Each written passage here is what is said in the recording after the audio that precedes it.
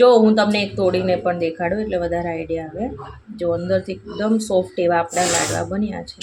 Hello friends, welcome back to my kitchen. તો આજે આપણે એકદમ પરફેક્ટ માપથી ગોળ ચૂરમાના લાડુ બનાવીશું. તો લાડવા તો બધાને આવડતા હોય, પરંતુ ઘણીવાર તે છે ને ચીકણા થઈ જતા હોય છે, અથવા તો ઠંડા થયા પછી તે એકદમ કોરા કોરા લાગતા હોય છે. તો આ ઘણાયને પ્રશ્ન રહેતો હોય છે. તો આજે પરફેક્ટ માપથી આપણે બનાવીશું અને અમુક ટિપ્સ છે એ ધ્યાનમાં રાખીશું. તો એકદમ પરફેક્ટ એવા લાડવા આપણા બનીને તૈયાર થશે. તો તે માટે થઈને અહીંયા જુઓ, આ રીતનો આપણે જે ભાખરીનો કરકરો લોટ હોય તેના કરતાંય વધુ જાડો એવો લાડવાનો લોટ આવે છે. તો એ લોટ મેં અહીંયા 2 વાટકી ભરીને લીધેલો છે. જેટલો લોટ હોય એનાથી અડધો ગોળ અને અડધા ઘીની આપણને જરૂર પડશે. અને ઘી અહીંયા આપણે જો અહીંયા ઓગાળીને લીધેલું છે. તો આ એનું પરફેક્ટ માપ છે. અને તેની સાથે આપણે 1/4 ભાગનો ચણાનો લોટ, એટલે કે આપણે આના કરતાં અડધું ઘી લીધેલું છે, અડધા કરતાંય અડધું એટલું, એટલે કે 1/4 ભાગનો અહીંયા ચણાનો લોટ લેવાનો છે, કે જેનાથી આપણા લાડવા એકદમ સરસ એવા સ્વાદમાં એકદમ સરસ લાગશે. તો બસ આટલી વસ્તુની આપણે જરૂર પડશે. તો સૌથી પહેલાં અહીંયા આપણે લોટ એડ કરીએ 2 વાટકી. અમે ચાળીને જ લીધેલો છે. જો તમારી પાસે આવો કરકોરો લોટ ના હોય તો તમે 1.5 વાટકી જેટલો ભાખરીનો લોટ અને અડધી વાટકી જેટલો સોજી કે રવો એડ કરીને પણ આ લાડવા બનાવી શકો છો. તેનાથી પણ એકદમ સરસ એવું રિઝલ્ટ મળશે. હવે આ જે 1 વાટકી જેટલું ઘી છે તે જ આપણે આમાં એડ કરીશું. તો જેમ જરૂર જણાય એમ આપણે એડ કરીએ. તો આમાં છે ને મુઠ્ઠી પડે તેટલું આપણે મોણ દેવાનું છે. હવે આપણે બધું જો આ રીતના આપણે મિક્સ કરી લેવાનું છે. જો આ રીતના મસળીને આપણે લોટને મિક્સ કરવાનો છે, કેમ કે આ સ્ટેપ કરવું એ ખૂબ જ જરૂરી છે. આ સ્ટેપ કરવાથી જ આપણા લાડવા છે એકદમ સરસ એવા પોચા બનશે. તો આ રીતના આપણે છે ને 2 થી 3 મિનિટ જેવું લાગી જશે. જો આ રીતના મિક્સ થઈ ગયું છે. અને હવે આપણે આમ મુઠ્ઠી વાળીને જોઈ લેવાનું. જો મુઠ્ઠી પડે છે એટલે કે એકદમ સરસ એવું આપણું મોણ થયું છે. પરફેક્ટ એવું મોણ થાય તો જ આપણા લાડવા સરસ બને. હવે અહીંયા મેં જે વાટકીમાં લોટ હતો એ જ વાટકીમાં પાણી આપણે આંગળી સતક હોય તેટલું જ ગરમ કરીને અહીંયા લેવાનું છે. તો ઘણીવાર આપણે નોર્મલ ટેમ્પરેચર પર હોય તેટલું પાણી લેતા હોઈએ છીએ. તેનાથી પણ લાડવા છે ને ચીકણા બની જતા હોય છે. તો જો આ રીતના થોડું થોડું પાણી એડ કરતા જઈને આપણે લોટને મિક્સ કરતા જશું. જો કંઈક આ રીતના આપણે અહીંયા લોટ છે ઢીલો ના થઈ જાય, ખાસ તો એ ધ્યાન રાખવાનું છે. કેમ કે ઢીલો થઈ જાય ને તોય આપણા લાડવા છે ને ચીકણા બને. જેમ બને એમ આપણે ભાખરીનો લોટ કઠણ હોય એના કરતાંય કઠણ આ લોટ બાંધવાનો છે.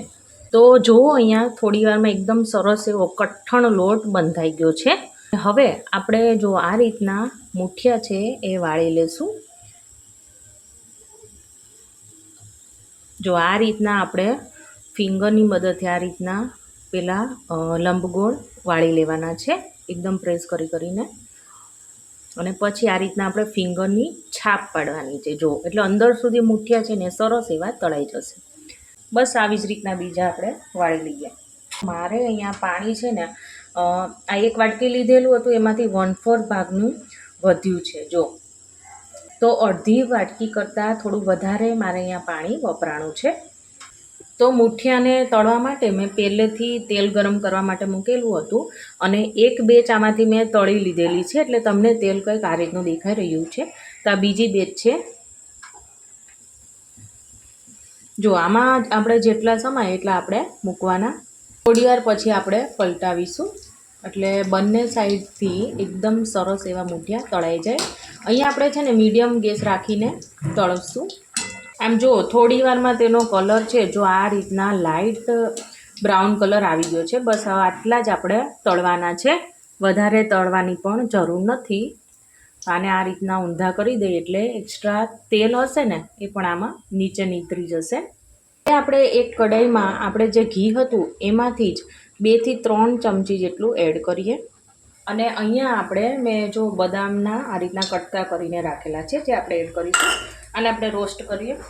આ રીતે આપણે ડ્રાય ફ્રૂટ્સ હોય બધા એને ઘીમાં શેકીએ તો એની અલગ જ મતલબ અરોમા આવતી હોય છે. અને જ્યારે આપણે લાડવામાં ખાવામાં આવે એકદમ સરસ એવા ક્રિસ્પી લાગતા હોય છે. તો મીડિયમ તાપે આપણે આને થવા દઈએ. જો અડધી મિનિટ થાય ને એટલે હવે આપણે સૂકી દ્રાક્ષ એડ કરીએ. તો આનાથી તો ખૂબ જ સરસ એવો ટેસ્ટ આવશે. અને હવે આપણે ગેસની ફ્લેમ તરત જ બંધ કરી દઈશું. આપણે એક ડીશમાં કાઢી લઈએ. આ જ ઘીમાં આપણે જે આ ચણાનો લોટ હતો 1/4 ભાગનો એ એડ કરીશું. આ રીતના આપણે લોટને મિક્સ કરીએ. આને પણ આપણે છે ને એકદમ મીડિયમ તાપે શેકીશું એટલે એકદમ સરસ એવો શેકાઈ જશે. જો આ રીતના થોડું થોડું આપણે ઘી એડ કરતા જશું અને લોટને શેકતા જશું. આનાથી લોટ છે ને એકદમ સરસ શેકાઈ જશે અને લોટનો એક એક કણ છે ને ફૂલી જશે. આપણે જે ઘી લીધેલું છે એમાંથી જ આખી પ્રોસેસ આપણે કરવાની છે. અલગથી આપણે ઘી લેવાની જરૂર નથી. છે ને કેટલો સરસ ફૂલવા લાગ્યો છે. એકદમ સરસ એવો હમણાં શેકાઈ જશે. અને આને છે ને આપણે થોડો ડાર્ક કલર આવે ને ત્યાં સુધી આપણે આને શેકવાનું છે. આમાં છે ને કન્ટિન્યુ આપણે ચલાવતા રહેવાનું.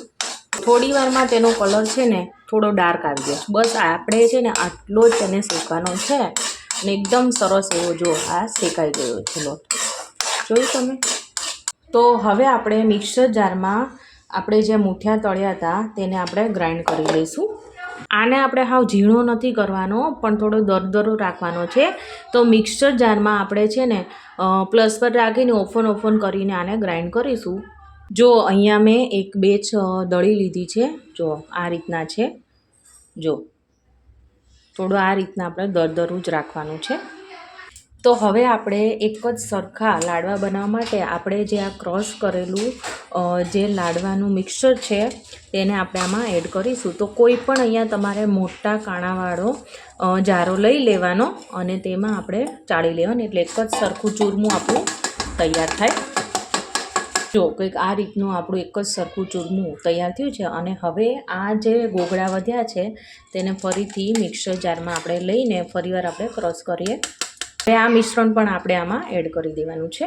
સાથે અહીંયા આપણે કાજુ બદામ, શેકેલો ચણાનો લોટ, ઇલાયચી, જાયફળનો પાવડર, આનાથી ટેસ્ટ ખૂબ જ સરસ આવશે. બધું આપણે સારી રીતના મિક્સ કરી લઈશું. જો ચૂરમું એકદમ સરસ એવું મિક્સ થઈ ગયું છે તો હવે આપણે જે વધેલું ઘી હતું એ એડ કરીશું. ગોળ એડ કરીએ 1 વાટકી. ઓછા ગળ્યા ખાતા હોય તો પોણી વાટકી પણ ગોળ એડ કરી શકાય છે. પણ આ એનું પરફેક્ટ માપ છે. ધીમા તાપે આપણે ગોળને છે આ રીતના મિક્સ કરીશું. અહીંયા આપણે ગોળની ચાસણી કે પછી પાયો કરવાનો નથી. ફક્ત ગોળ ઓગળે ત્યાં સુધી જ આપણે આને કૂક કરવાનો છે. એટલે તેનો પાયો ના થઈ જાય. અને જો પાયો આપણે થઈ જશે એટલે કે ગોળ વધારે પડતો આપણે આ રીતના કૂક થઈ જશે તો આપણે લાડવા છે ને એ કડક બનશે. જો ગોળ છે ને એક રસ થઈ ગયો ને બસ હવે આનાથી વધારે આપણે તેને પકવવાનો નથી. અને હવે આ મિશ્રણ છે એ સીધું આપણે જે ચૂરમું તૈયાર કરેલું છે તેમાં એડ કરીશું.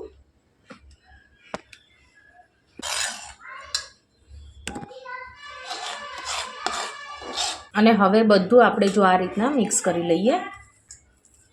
ગરમ છે એટલે પહેલાં આપણે ચમચાથી બધું મિક્સ કરીએ અને પછી હાથેથી મિક્સ કરીએ. તો હવે આપણે છે ને આ રીતના હાથેથી બધું જ છે એ મિક્સ કરી લઈશું. તો જો એકદમ સરસ એવું આપણું મિશ્રણ છે એ તૈયાર થઈ ગયું છે. અને જો આ રીતના આપણે કરતાં વાળી લેવાનું. જો આ રીતના મુઠ્ઠી વળે એટલે સમજવાનું આપણું જે મિશ્રણ છે ને એકદમ સરસ એવું થયું છે. જો આ રીતના આપણે એકદમ બાઇન્ડ કરીને લડ્ડુ એક આપણે વાળીને જોઈ લઈશું એટલે વધારે આઈડિયા આવે. જો એક આ રીતના આપણે 2 હાથ વચ્ચે રાખીને લડ્ડુ પાડતા જવાનું. જો કેટલો સરસ એવો આપણો લડ્ડુ બનીને તૈયાર થઈ ગયો છે. તો હવે આપણે એને ખસખસના બીમાં આ રીતના કરીશું. કેટલો સરસ આપણો લડ્ડુ છે એ બનીને તૈયાર થઈ ગયો છે. બસ આવી જ રીતના બીજા બધા લાડવા આપણે તૈયાર કરી લઈશું. જો હું તમને એક તોડીને પણ દેખાડું એટલે વધારે આઈડિયા આવે. જો અંદરથી એકદમ સોફ્ટ એવા આપણા લાડવા બન્યા છે. તો ફ્રેન્ડ્સ તમે પણ એકવાર આવી રીતે બનાવી જોજો. તમારા લાડવા પણ એકદમ સરસ એવા બનશે. તો ફ્રેન્ડ્સ આજની મારી આ લાડવાની રેસીપી ગમી હોય તો મારી ચેનલને સબસ્ક્રાઈબ, લાઇક અને શેર કરવાનું ના ભૂલતા. તો આપણે ફરીવાર મળીશું એક નવા જ ઉપયોગી વિડીયો સાથે. Thank you for watching.